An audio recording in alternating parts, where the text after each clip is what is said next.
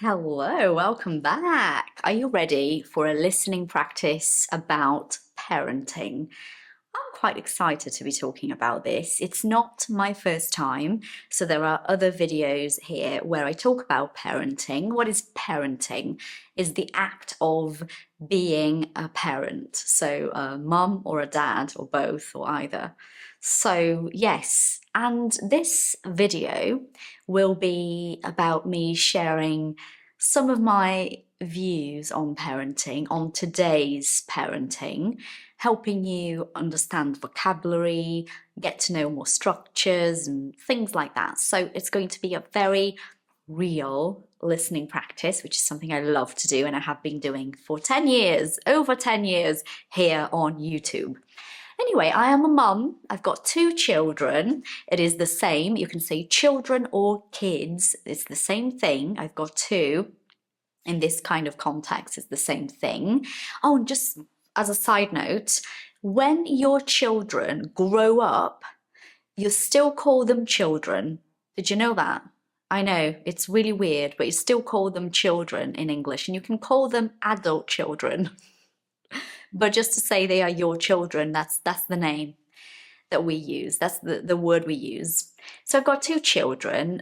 Dominic is 10 and Naomi is 8. She's almost 9. She's going to be 9 in July. So when Mimi was born, Dom was 1 year and 4 months old. I know, absolutely insane.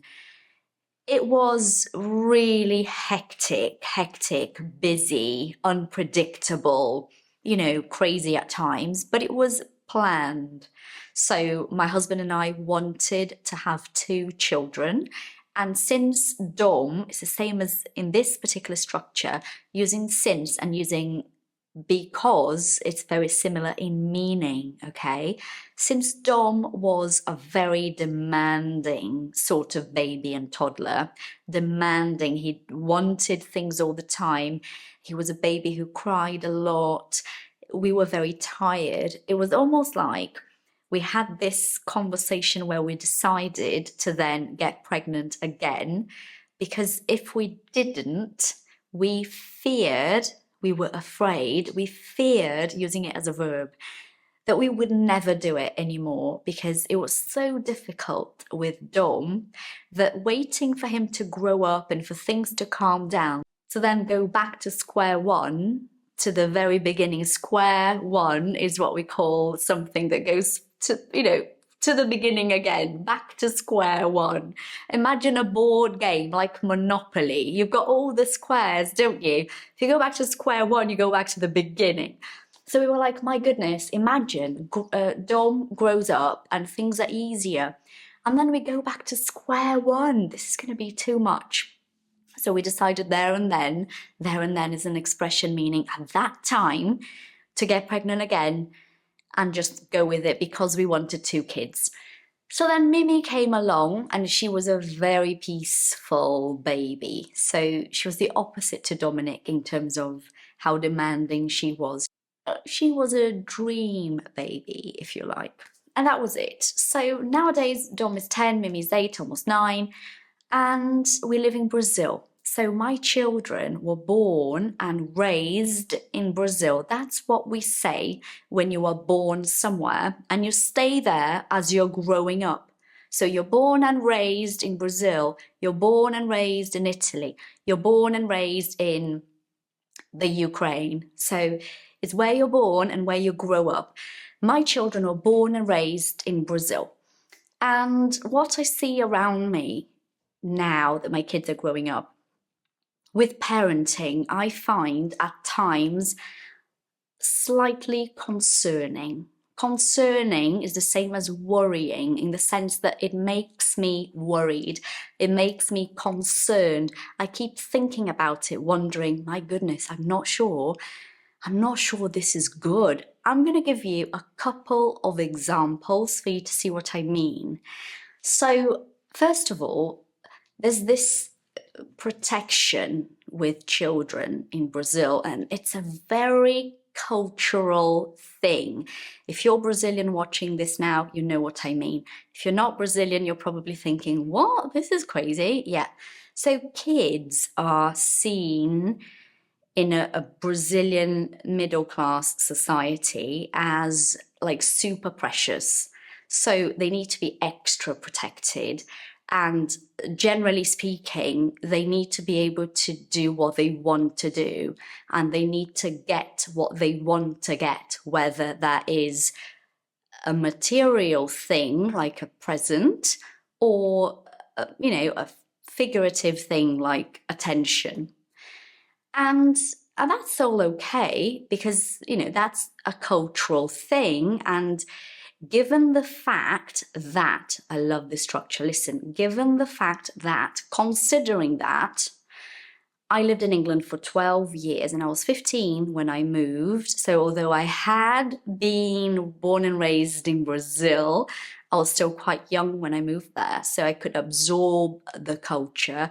Pay attention to this verb, absorb. It's with a B at the end. So if you're Brazilian, it's not a V, it's a B, okay? So I could absorb the culture. My husband was 21, if I'm not wrong, when he moved to England, and he stayed there for almost 18 years. So again, he could absorb the culture from the place as well. So our deciding to come back to Brazil meant that although we are both from Brazil, we also had a lot of the English culture embedded in us as a part of who we are.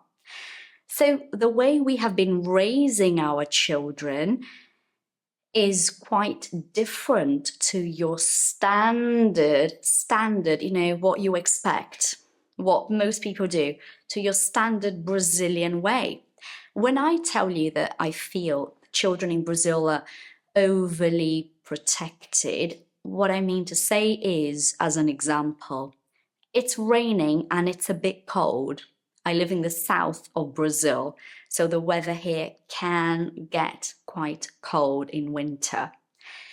If it's rainy and cold, we're going to look at the WhatsApp group for the kids, especially for younger kids, like 8 and under, even 9 and under. And the parents, the moms will be saying that kids are not going to school because, poor child, it's raining and it's cold. So, oh, poor child, they need to stay home.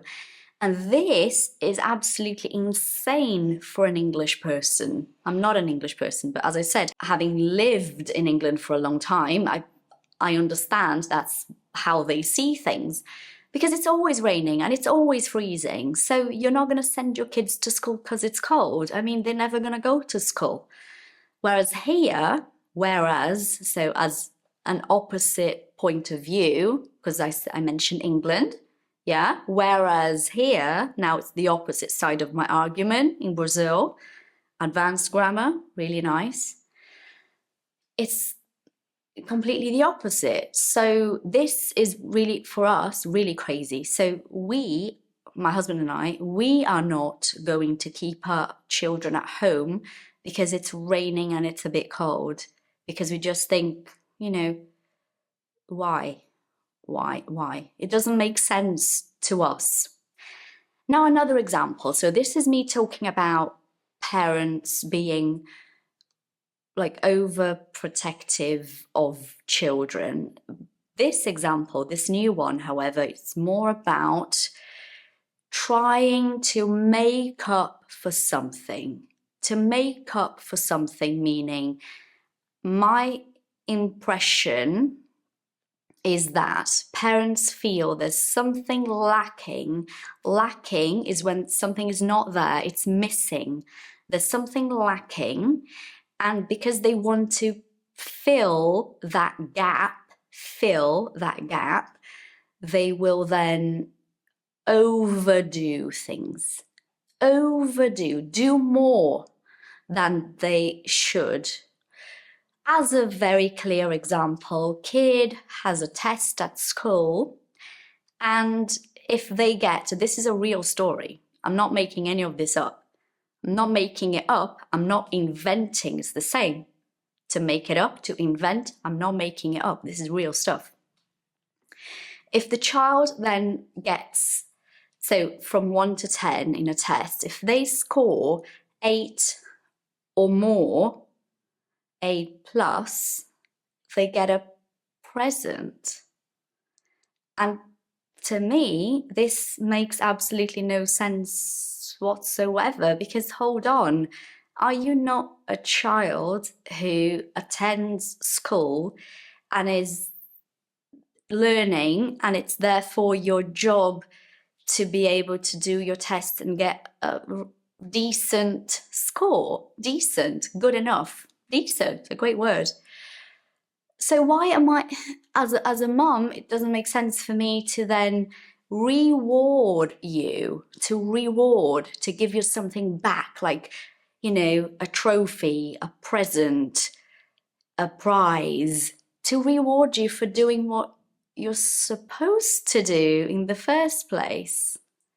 You see? So my husband and I, we share a very similar point of view on parenting. And this kind of stuff is just really, these two are great examples of things that make us slightly confused with Brazilian parenting nowadays.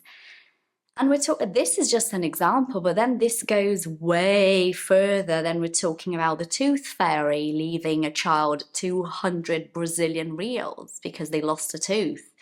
Whereas my kid will get a coin, literally, or no more than 5 reals, which only happen once for each child, because that is like the proper good prize. I mean, do you see what I mean? So for us, parenting in Brazil can feel a little bit extreme. That's the word I was looking for. A little bit extreme, like too much, and unrealistic, considering our own baggage from life, our experience, where we have lived, what we have seen from other cultures, other people around us. And also what we would like our kids to grow up as. So when you have a child, you do kind of imagine your kid to grow up in a certain way, in a way that matches your values, right? And when I see this kind of thing, it goes against, so it's a different direction. It goes against what we envisage, what we project, what we would like our children to one day reach. Does that make sense? Wow, this was a really intense listening practice. I hope you have enjoyed it. Lots of vocabulary, lots of structures, expressions. Go back, watch it again with pen and paper, write down whatever comes up on the screen, the examples, write it down, look it up, play around with it, okay? This is the best way for you to practice when you're listening actively, so you're really paying attention and just slowly trying to bring that information into your own English, your own speaking. Slowly, it takes time, but it has to be something that you're constantly working on, okay? Thank you for being with me today. See you all next time.